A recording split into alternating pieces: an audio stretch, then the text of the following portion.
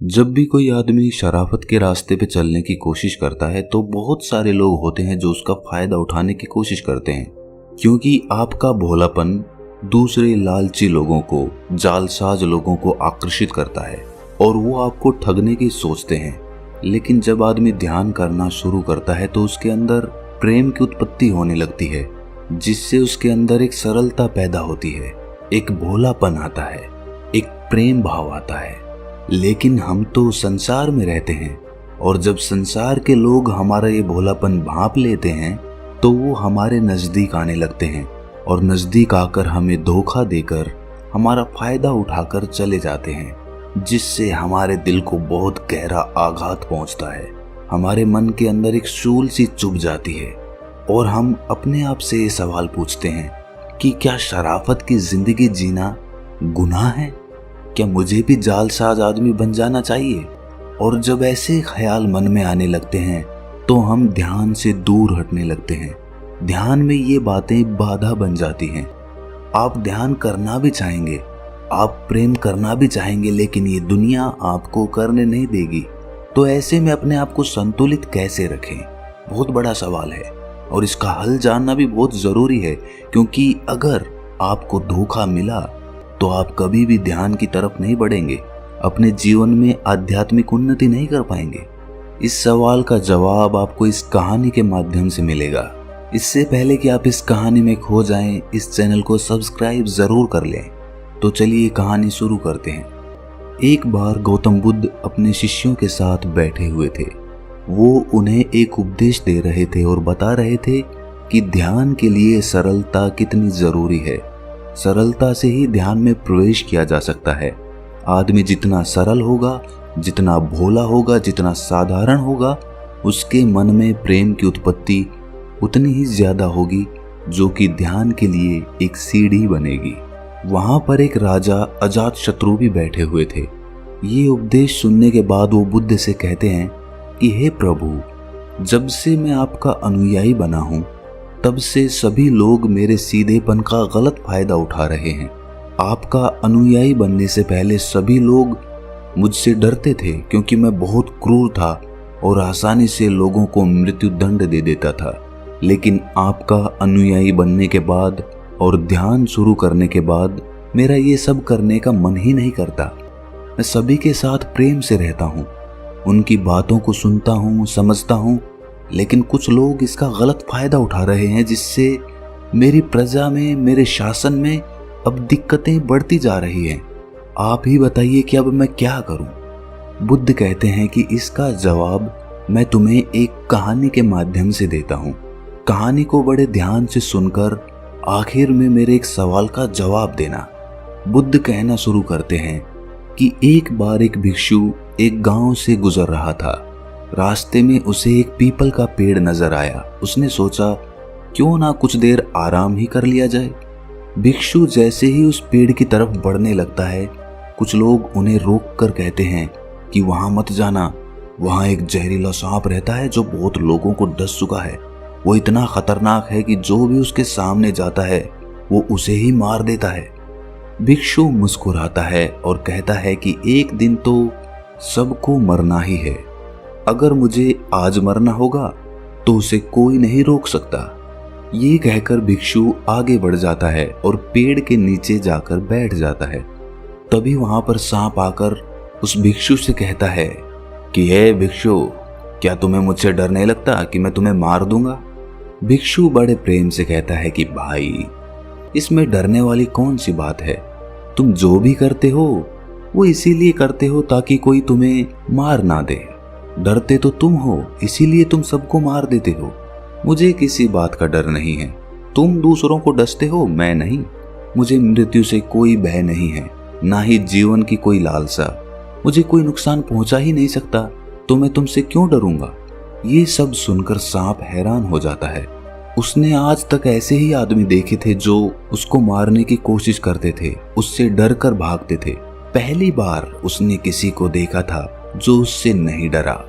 ये सब देखकर सांप उस भिक्षु के पैरों में गिर जाता है और कहता है कि हे प्रभु, मैंने आज तक जो कुछ भी किया है सिर्फ अपनी जान बचाने के लिए किया। यदि ये रूप धारण नहीं करता तो लोग मुझे मार देते। भिक्षु ने कहा कि तुम बिल्कुल सही कह रहे हो, लेकिन यदि तुम इस जीवन के मोह से मुक्त होना चाहते हो तो शांत हो जाओ और जानो कि आज नहीं तो कल जीवन खत्म हो ही जाएगा। इसीलिए तुम्हें लोगों को डसने की जरूरत नहीं है। इतना कहकर भिक्षु वहां से चला जाता है और सांप ये तय कर लेता है कि आज से कोई गलत काम वो नहीं करेगा और उसने सभी को डसना छोड़ दिया। लेकिन इसका उस पर उल्टा प्रभाव पड़ा। जो लोग उससे डरकर भागते थे वही अब उसे मारने की कोशिश करने लगे, उसे चोट पहुंचाने लगे। सांप बहुत दुखी रहने लगा। लोग उसे तरह तरह की चोट पहुंचाते। कोई तो उसे मारने के लिए उसके पीछे लकड़ी लेकर दौड़ता। वो अब लोगों को कोई नुकसान नहीं पहुंचाना चाहता था और सभी लोगों को प्रेम करने की कोशिश करता था, लेकिन लोग इसका गलत फायदा उठाते थे क्योंकि लोगों का जो उससे डर था वो खत्म हो गया था और अब लोग उस समय का बदला उससे ले रहे थे जब वो सांप उन्हें डराता था। ऐसे ही वर्षा ऋतु बीत गई। वर्षा ऋतु बीतने के बाद वही बौद्ध भिक्षु उस रास्ते से वापस जा रहा था। वो फिर से उसी वृक्ष के नीचे आराम करने के लिए बैठ गया।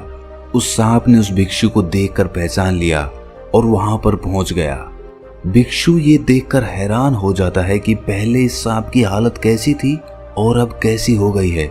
उस सांप ने भिक्षु को देखकर कहा कि जब से आपने मुझे समझाया मैंने दूसरों को नुकसान पहुंचाना बंद कर दिया, लेकिन लोग मेरे साथ इस तरह का व्यवहार करने लगे हैं, मुझे चोट पहुंचाने लगे हैं, मुझे जान से मारने पर उतारू हो गए हैं।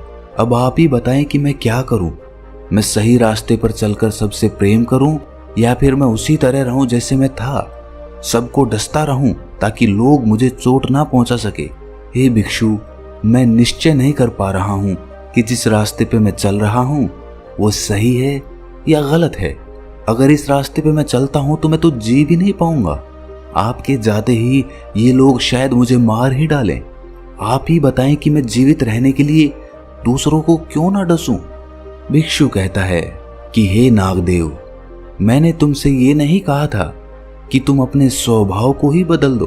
क्रूरता तुम्हारा स्वभाव है। यदि यही तुम्हारा नहीं रहेगा तो लोग तो तुम्हें मारेंगे ही, पर इसका मतलब ये नहीं कि तुम अंदर से अपना उद्देश्य ही गलत रखो। आपको भीतर से अपने आप को सही रखना है और आपको बाहर से वही दिखाना है जो जरूरी है। सांप एक जहरीला जीव है, इसीलिए लोगों के मन में उसके लिए भय, डर होना जरूरी है, क्योंकि उनके अंदर तुम्हारे लिए डर नहीं होगा तो वो तुम्हें हानि पहुंचाएंगे ही। परंतु तुम्हें भीतर से खुद को सही रखना होगा। तुम्हें लोगों को नुकसान नहीं पहुंचाना है, बल्कि उनके अंदर अपना डर बनाना है। जब लोग तुम्हारे पास तुम्हें चोट पहुंचाने आते हैं तो डसने की बजाय तुम डसने का दिखावा करो। अपना सर उठाकर अपने फन को लहराओ ताकि लोग तुम्हारे पास ना आ सके। भीतर से तुम किसी को डसने के बारे में सोचना भी नहीं, लेकिन बाहर से सबको ये दिखाओ कि तुम उन्हें डस सकते हो और तभी तुम अपने आप को सुरक्षित रख पाओगे।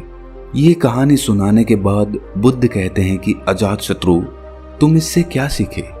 अजातशत्रु कहता है कि हमें खुद के स्वभाव को नहीं बदलना, बल्कि भीतर से खुद को बदलना है। वो कहता है कि मेरी भी हालत, हे बुद्ध, पिछले कुछ दिनों से सांप की तरह हो गई थी। मैं निश्चय ही नहीं कर पा रहा था कि मैं अपने राजपाट के कार्यभार को कैसे चलाऊं, क्योंकि राजपाट चलाने के लिए राजनीति भी जरूरी होती है, लोगों को दंड देना भी जरूरी होता है। उसके बिना तो राजपाट चल ही नहीं पाएगा। लेकिन दूसरी तरफ मैं आपके उपदेश सुनता था तो मुझे लगता था कि जब तक मैं प्रेमपूर्ण और सरल नहीं होऊंगा तब तक मैं ध्यान को उपलब्ध ही नहीं हो पाऊंगा, और इस असमंजस ने मेरी रातों की नींद उड़ा दी थी। लेकिन आपकी इस कहानी से मैं भली भांति समझ गया हूं कि मुझे ध्यान करते हुए, अपने अंदर सरलता लाते हुए, प्रेम लाते हुए अपने कर्तव्यों का निर्वाह करना है। लोगों को ये महसूस नहीं होने देना कि मैं सरल हो गया हूं और मैं किसी को कठोर दंड नहीं दे सकता। इन दोनों में जब सामंजस्य बैठेगा तभी मेरा जीवन भी अच्छा चल सकता है और तभी ये राजपाट भी चल सकता है। दोस्तों, भोलापन और सरलता अच्छी बात है, लेकिन तब तक जब आप सन्यासी जीवन जी रहे हों, जब आपको सांसारिक कर्तव्यों का निर्वाह ना करना पड़े। लेकिन जब आप संसार में रहते हो तो आपको सांसारिकता में घुलना ही होगा। आप अपने कर्तव्यों से मुंह नहीं मोड़ सकते। हमने बहुत से लोगों को देखा होगा जो ध्यान करने लगते हैं तो इतने सरल और इतने भोले हो जाते हैं कि उनके रिश्तेदार, उनके भाई बंधु ही उनका फायदा उठाने लग जाते हैं। इसी की वजह से उसे और उसके परिवार को बहुत पीड़ा सहनी पड़ती है। लेकिन संसार में रहते हुए सांसारिक कर्तव्यों का निर्वाह न करना, अपने परिवार की देखभाल न करना, ये भी तो पाप है। इसीलिए ये कहानी हमें बताती है कि हमें अंदर से बदलना है, हमारे स्वभाव को नहीं बदलना। आप अपने ध्यान को अंदर से गहरा करिए, अंदर से सरल बनिए, लेकिन बाहर से उस सरलता को दिखाने की जरूरत नहीं है। लोगों को ये जताने की जरूरत नहीं है कि मैं ध्यान कर रहा हूँ और ध्यान से मेरे अंदर ऐसा बदलाव आ रहा है। ये तो आपका अहंकार हो जाएगा, आपका घमंड हो जाएगा। आपको बाहर से अपना स्वभाव वैसा ही रखना है जैसा कि वो है, लेकिन होश और ध्यान और प्रेम अंदर से उपजाना है, अंदर से पैदा करना है, ताकि लोग आपका फायदा भी ना उठा पाएं और आप आध्यात्मिक उन्नति भी कर सकें। तो दोस्तों, कैसी लगी आपको ये कहानी कमेंट सेक्शन में जरूर बताएं, और अच्छी लगी तो इस चैनल को सब्सक्राइब जरूर कर लें। तो मिलते हैं अगली कहानी में, तब तक के लिए अपना ख्याल रखें।